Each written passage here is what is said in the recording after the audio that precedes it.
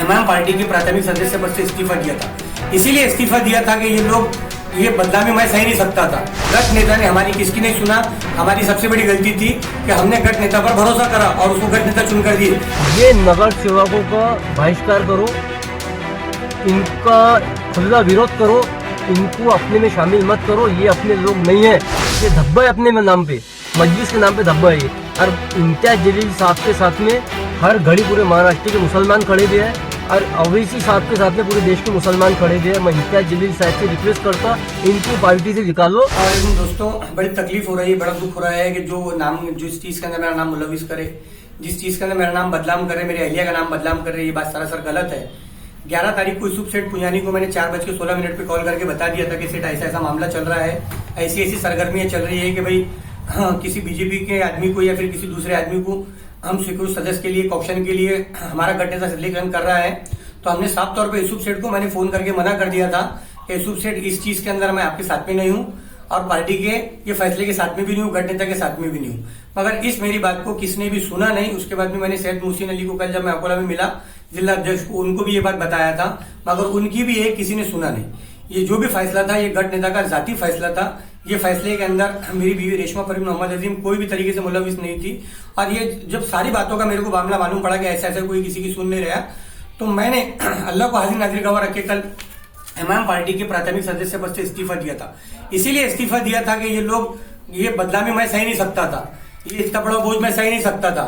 मेरे वार्ड के लोग मेरे पास में आकर मेरे को ये पूछ रहे कि हाजी साहब, हमने तुमको इतने भरोसे से वोट दिया, हमने तुम्हारे पर इतने उम्मीदों से वोट दिया, तुमने हमारी उम्मीदों को तोड़े, तुमने इतना बड़ा कैसा फैसला ले लिया करके, तुमने इतना बड़ा फैसला कैसा ले लिए। तो ये फैसला मेरे को उनको बताना है कि तुम्हारा जो भाई है मोहम्मद अजीम, हाजी मोहम्मद अजीम इनामदार, ये सर पे कुरान शरीफ रखकर मस्जिद के अंदर खड़े रह के बोलता कि एक पैसे का किसी का लागनदार नहीं है, एक पैसा किसी के लिए आऊंगा तो महिला ले आऊंगा, और ये फैसले के मैं खिलाफ था। इस पर अगर पूरे शहर के लोग और पूरे महाराष्ट्र के लोग अगर यकीन नहीं करते तो उनको अपना ईमान चेक करना पड़ेगा। और अगर मैं झूठ बोलता, मस्जिद के अंदर खड़े रहे कुरान शरीफ सर पे लेकर, तो मैं बदईमान हूँ। लोग जो है तोहमतें लगा रहे हैं, तो अल्लाह से डरो। मैं अशरे के रोज पकड़ूंगा जो लोग बिना सोचे समझे मुझ पर तोहमतें लगा रहे हैं कि इसने ऐसा कर लिया, इसने ऐसा कर लिया। मैं पहले दिन से इस फैसले के खिलाफ था। मेरा फैसला ये था, किस्मत भाई को लो, ताज राना को लो, साजिद इनामदार को ले या बाबू भाई को लो।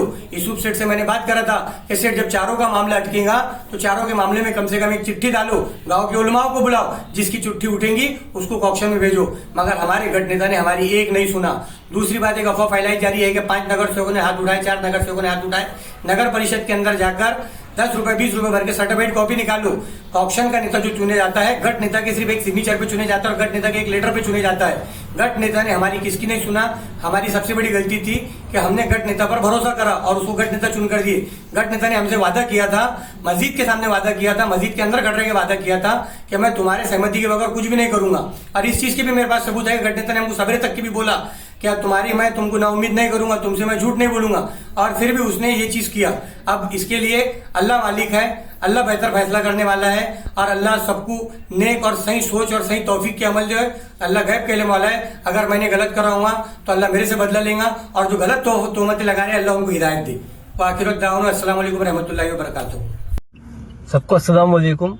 वीडियो बनाने का मकसद ये है, जो मेरे गैरतमंद भाइयों ने, इज्जतदार माओ बहनों ने, जो सब मुसलमानों ने वोटिंग करे नगर अध्यक्ष में राणा साहब को, और वो जो लहर में एमआईएम के परचम के नीचे 5 नगर सेवक जो चुन के आए, वो नगर सेवकों ने आज बीजेपी के उम्मीदवार को कॉक्शन में नगर सेवक बनाए।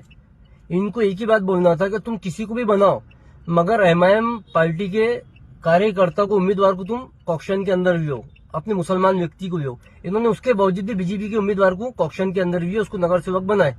मैं मेरी कौम से, मेरे मुसलमान भाइयों से ये बोलना चाहता कि ये नगर सेवकों का बहिष्कार करो, इनका खुला विरोध करो, इनको अपने में शामिल मत करो। ये अपने लोग नहीं है।